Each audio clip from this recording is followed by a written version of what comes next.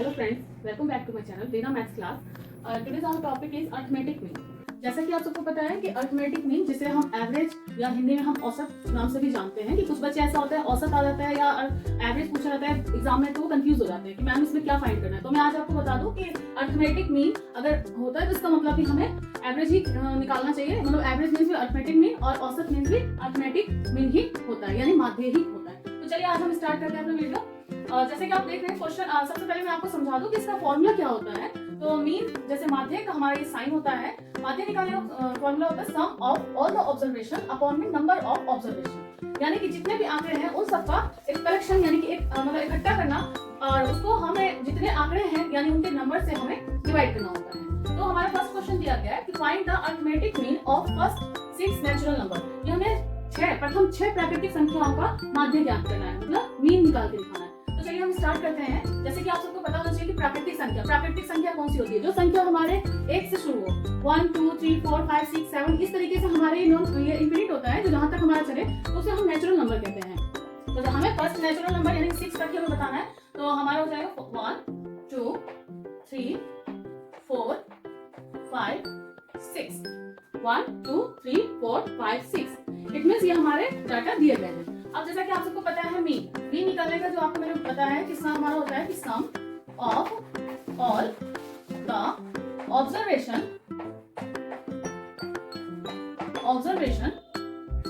Upon number of observation. जैसा कि आप सब देख सकते हैं कि हमारे पास ये जो दिए गए डाटा हम उसको 1 ऐड करेंगे, 1 plus 2 plus 3 plus 4 plus 5 plus 6। अब number of observation it means कि नंबर कितने हैं, 1 2 3 4 5 6, तो 6 हम नीचे लिखते हैं। अब हम इसे ऐड करेंगे, आपको ऐड करना आना चाहिए। ऐड हम जैसे 1 और 2 3 and 3 6 and 4 10 and 5 15 and 15 and 6 21 upon 6। ये आ गया। तो अब हम स्टार्ट करें 21। अब जैसे हमें ये दिया गया 21, अब उसे हम डिवाइड करेंगे 6 से। 6 से हम करेंगे तो 6 1 जा 6, तो हमारे फर्स्ट नंबर से तो जाएगा नहीं। हम 21 लिए तो 21 6 1 जा 6 6 2 जा 12 6 3 जा 18 6 4 जा 24।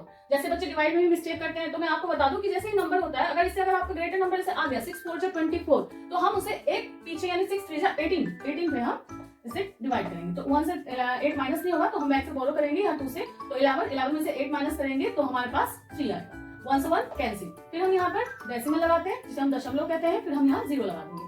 जैसा कि आप सबको पता है कि 6 के टेबल में 30 आता है 5 का, तो हम 5 टाइम्स में लगाएंगे यहाँ पर 3 0 से 0 cancel, 3 2 3 cancel.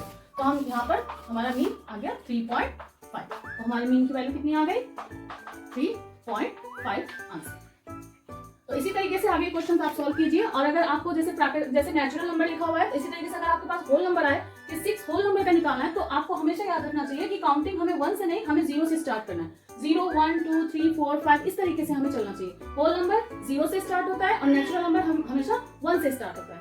So thank you for watching my video. अगर आपको मेरी वीडियो अच्छी लगी होगी तो आप लाइक शेयर और कमेंट जरूर करें। Thank you so much. Hello friends, जैसे कि आप सबको पता है कि हम आज अर्थमेटिक मीन के क्वेश्चंस कर रहे हैं। तो आज मैं आपको जैसे मैंने आपको मीन के क्वेश्चन समझाए हैं उसी तरीके से आपको एक और भी मीन के क्वेश्चन लेकर के आई हूँ, माध्य के सम्स। तो जैसे कि हमें क्वेश्चन दिया गया है, if the mean of 6 4 7 p and 10 is 8, find the value of p। बहुत बार ये क्वेश्चन पेपर में आ चुका है, तो मैं आपसे ये कहूंगी कि इसकी प्रैक्टिस और अच्छे से आप कर लीजिए।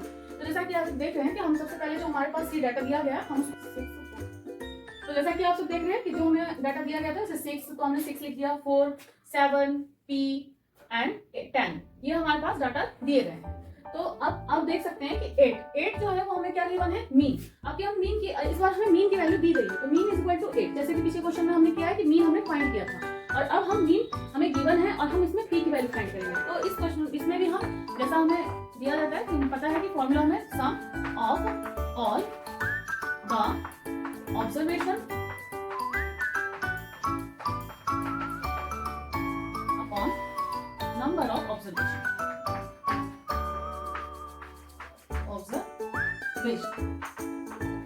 इसी रूल के अकॉर्डिंग हमें इसे करना है। मीन की वैल्यू हमें 8 गिवन है, तो हम 8 लिखेंगे is equal to sum of all the observation. It means 6 plus 4 plus 7 plus p plus plus 10 and upon number of observation 1, 2, 3, 4, 5.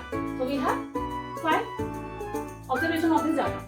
So let 1 and cross multiply. 8 into 5 is equal to 40. Cross multiply it means कि 8 को आपको 5 से multiply करना है. 8 into 5 is equal to 40 is equal to. अब ये data जो हमें दिए गए हैं जो नंबर्स है सिर्फ नंबर को आपको प्लस करना है. p आपको सिर्फ जैसे वैसे ही आपको लिखते रहना चाहिए.